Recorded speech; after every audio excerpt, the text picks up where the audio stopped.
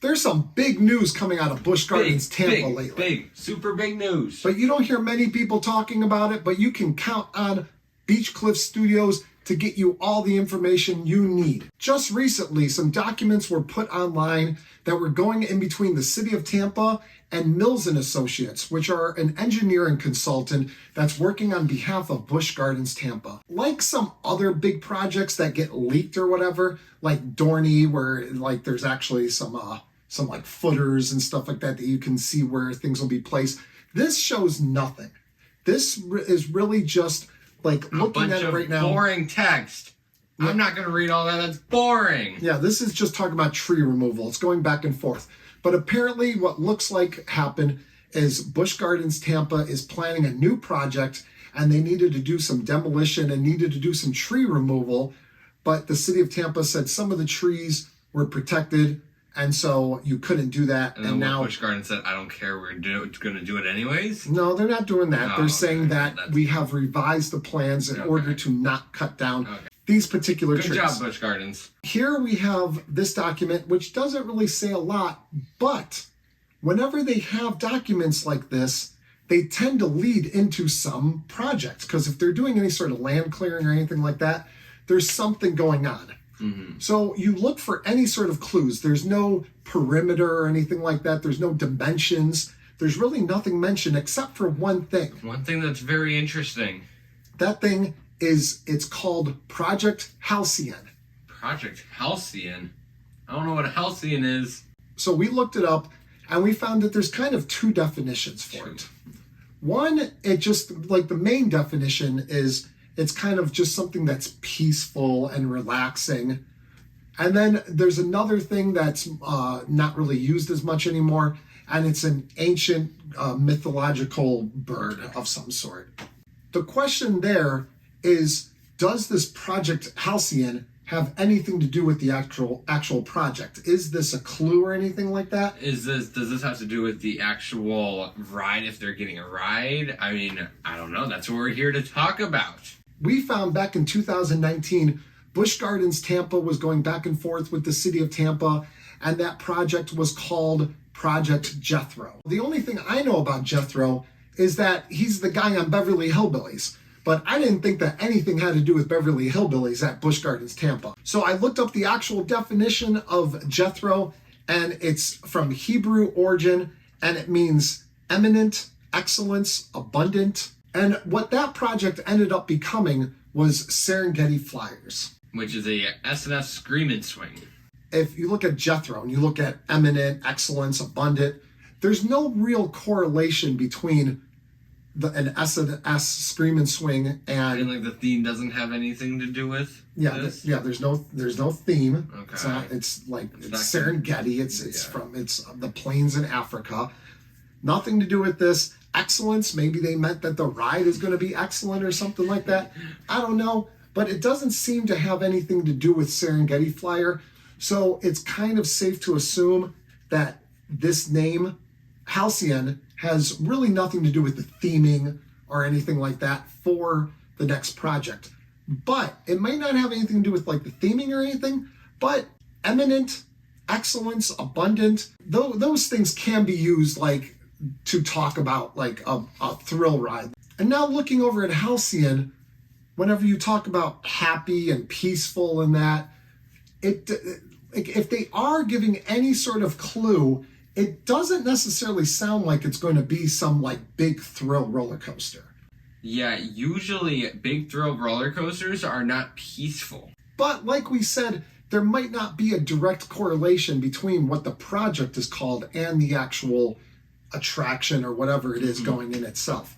So what we started doing is we started getting the wheels a-turning. The wheels are a-turning. We started thinking, okay, what does Busch Gardens need? What have they gotten recently? Like, if it's going to be a roller coaster, what kind of roller coaster? Do they actually need a new roller coaster right now? So many questions. As enthusiasts, we always say yes, just generically, yes, a park needs a new roller coaster. Of course, we're going to say that. But from them, on their standpoint, do they need a new roller coaster? So we started thinking the roller coaster lineup at Busch Gardens Tampa is pretty solid. It is. It is a very good lineup. Topped off with a roller coaster Iron Gwazi. Which is one of the best coasters that I've ever ridden, and you too.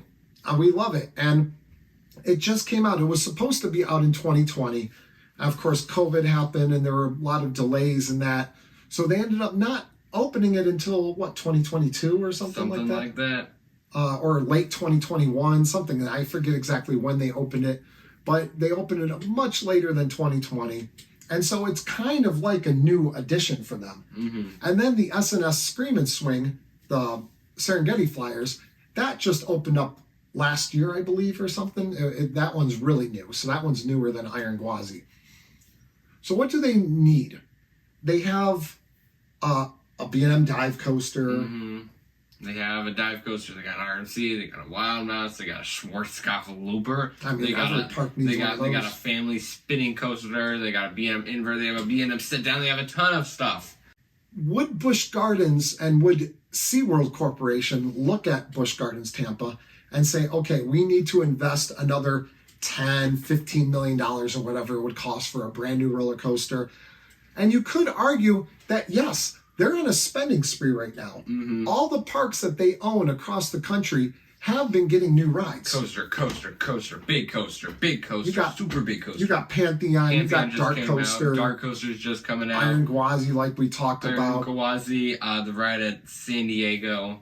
Yeah, that's Arctic Rescue or something like that. Arctic Rescue, Emperor, lots of new coasters. So you can argue easily that they're more than willing to say, hey, let's build another roller coaster here. But I say, hold on, what does the park need? I say, when we visited the park, we said, there's tons of great coasters. These coasters are so fun. But there's not a lot of flat rides. They have Falcon's Fury. That's obviously their main flat ride. They had bumper cars. Serengeti Flyers, which are brand new now. Serengeti Flyers, which is new. We weren't there when it was open. But that's about it. Yeah, there's not a whole lot there. So I really think that something like this, the SeaWorld parks, I personally think that they would love to, not that I think, they pretty much are going in this direction, moving away from those animal exhibits and moving away from that being like what they're known for and moving into excitement, thrilling roller coaster parks that they are now turning into. So what would be perfect? And this is going to sound odd, but I have an actual prediction. You have a prediction? That sounds super odd. Super odd. Well, me having a prediction isn't what's odd, but what I'm going to predict is kind of odd. I'm going with the happy and peaceful. I'm going with what I think they need. And the fact that this document basically said, hey, I know that we can't cut down this tree, so what we did is we worked around it. That's not something easily done by a large roller coaster. Yeah, big roller coasters, they need footers in certain spaces. Everything needs to be exact. They can't just move stuff around after completely designing it. Yeah, and so, I mean, I guess they could have went and got the permit and then went to the manufacturer and said, okay, this is exactly the space that we need. So they could have done something like that, which would have given some room for them to adjust the coaster design and adjust. So there is that. But what is your prediction? There is something else that would be much easier to change. And what I think would be wonderful at Busch Gardens Tampa. Is antique cars. Antique cars? That is so odd. Antique cars.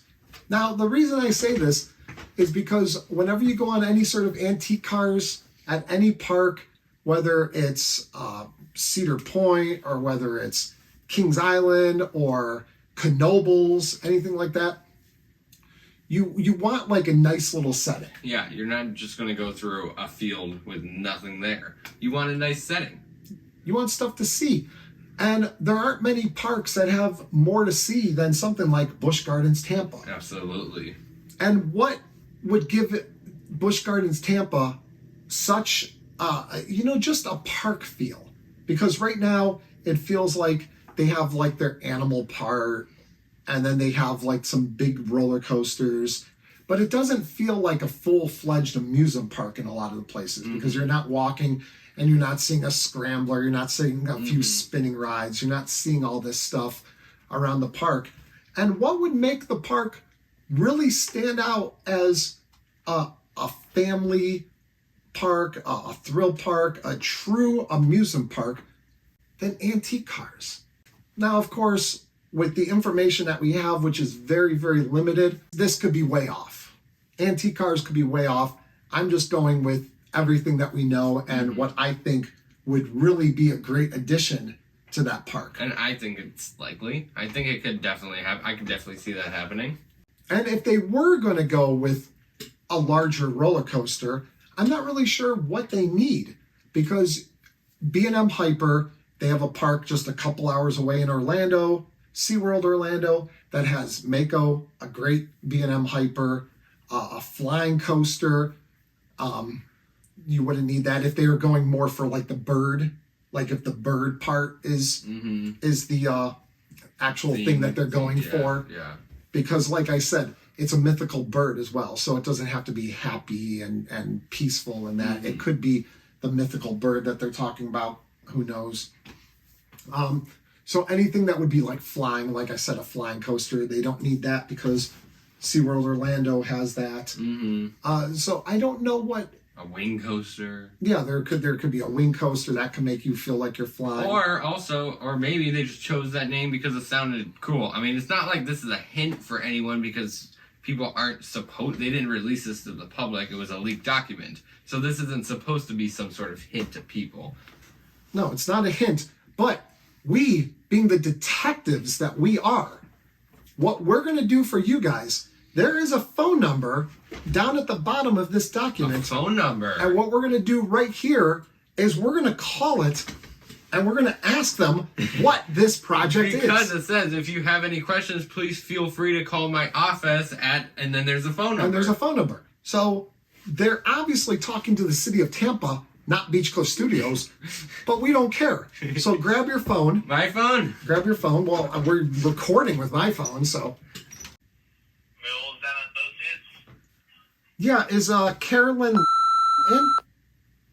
Yes, Mass is calling. This is Jesse. Okay, hold on a second, please. Thank you.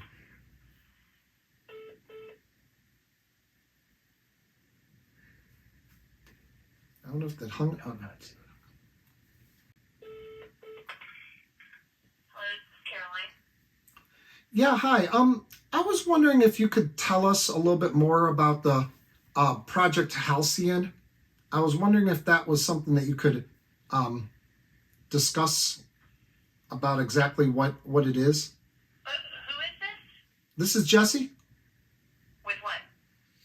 with Beach Cliff Studios. I'm sorry, I don't think I can. Oh, okay. Not even for Beach Cliff Studios? No. Oh, okay. All right, bye-bye. All right, thank you. Carolyn wasn't too nice, and obviously she doesn't know who we are. So she didn't give up the information, but I guess that's it. I guess that's a dead end at Project Halcyon. We've hit the end of the road. So hopefully if Busch Gardens Tampa starts teasing some stuff, we could start to learn about what this is, a few more clues. And when these clues do come out, make sure you subscribe because we're going to be one of the first channels to come out and say, hey, you know what, this clue, and we're going to try to decipher what's going on. So like we said, go ahead and subscribe to this channel for lots of great coaster content. And if you feel so inclined, you can go down the description and you can do what all these fine people, ladies and gentlemen, have done. And that is become a channel member. That helps out the channel so much, and we appreciate them. And you get shout outs like this, you get exclusive member videos, exclusive member pictures that we put on the community page on our channel. Members only community page. Members only. A secret one. A top secret. And that's about it. So if you enjoyed this video, like it, and like we said, subscribe, and we'll see you guys right here next time on Beach Cliff Studios.